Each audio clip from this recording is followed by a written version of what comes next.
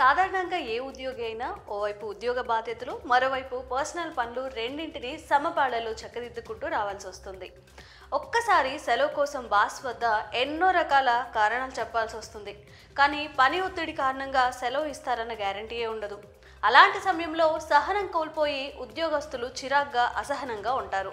కానీ ఒక ఉద్యోగి మాత్రం తనకు సెలవు ఇవ్వలేదని అక్కస్తో ఏకంగా బాస్ని చిత్తక బాధిందట. ఈ ఘటన పార్వతీపురం మన్యం జిల్లా పాలకొండలో వెలుగు చూసింది. పాలకొండ గారమ్మ కాలనీలో ఒక పోస్ట్ ఆఫీస్లో సురేంద్ర కుమార్ అనే వ్యక్తి ఏఎస్పీగా పనిచేస్తున్నారు. అయితే నవగాం బ్రాంచ్ పోస్ట్ ఆఫీస్లో విధులు నిర్వహిస్తున్న ఏబీపీఎం దుర్గాప్రసాద్ ఏఎస్పీ సురేంద్రపై కక్ష పెంచుకున్నాడు. దుర్గాప్రసాద్కి సొంత పనులు కొన్ని ఉన్నాయని తనకు సెలవు కావాలని పలుమార్లు ఏఎస్పీ సురేంద్రను కోరారు. కానీ అందుకు ససేమీరా అన్నాడు సురేంద్ర. దీంతో తనకు సెలవులు ఇవ్వడం లేదన్న కారణంగా సురేంద్రపై దాడి చేయించాలని ఓ పథకం వేశాడు.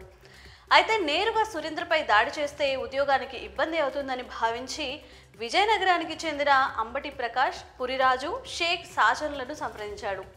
సురేంద్రపై దాడి చేసేందుకు వారితో డీల్ కుదుర్చుకున్నాడు. అప్పటి నుంచి ముగ్గురు ఏఎస్పీ సురేంద్రపై నిఘా పెట్టారు. ఈ క్రమంలోనే గత ఏడాది అక్టోబర్ 8న ముందుగానే ప్లాన్ చేసుకుని సురేంద్ర ఇంటి వద్ద కాపు కాసి మరీ దాడి చేశారు. తీవ్రంగా సురేంద్రను కొట్టారు. స్థానికులు గుమిగూడేసరికి ఆ ముగ్గురు అక్కడి నుంచి పరారైపోయారు. ఈ దాడిలో సురేంద్ర తీవ్రంగా గాయపడ్డాడు. కుటుంబ సభ్యులు వెంటనే హాస్పిటల్లో చేర్పించి చికిత్స అందించారు. సురేంద్ర పోలీసులకు ఫిర్యాదు చేశారు. రంగంలోకి దిగిన పోలీసులు సురేంద్రకు ఎవరైనా శత్రువులు ఉన్నారా అన్న కోణంలో దర్యాప్తు చేశారు. అయితే గత కొంతకాలంగా దుర్గాప్రసాద్కు సురేంద్రకు మధ్య ఆఫీస్ పరంగా కొన్ని గొడవలు ఉన్నాయన్న విషయం తెలుసుకున్న పోలీసులు సెలవుల విషయంలో పలుమార్లు దుర్గాప్రసాద్ తనతో వాదనకు దిగినట్టుగా చెప్పుకొచ్చారు సురేంద్ర. దుర్గాప్రసాద్ కదలికలపై దృష్టి పెట్టారు పోలీసులు. దుర్గాప్రసాద్ను అదుపులోకి తీసుకొని విచారించగా తానే ఈ దాడికి ప్లాన్ చేసినట్టుగా వెల్లడించాడు. సెలవుల విషయంలో తరచూ ఇబ్బంది పెట్టడం వల్ల అలా చేయాల్సి వచ్చిందని పోలీసుల విచారణలో ఒప్పుకున్నాడు. దుర్గాప్రసాద్ ఇచ్చిన సమాచారం మేరకు మిగతా ముగ్గురిని పోలీసులు అదుపులోకి తీసుకున్నారు.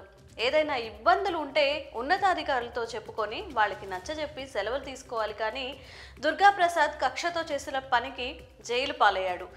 ప్రస్తుతం ఆ నలుగురిని పోలీసులు రిమాండ్కి పంపించారు. మరి ఈ విషయంలో మీ అభిప్రాయం ఏంటి? మీకు కూడా ఎప్పుడైనా బాస్ సతాయిస్తే ఇలా చితకబాదాలి అనిపించిందా? కామెంట్స్ చేసేయండి.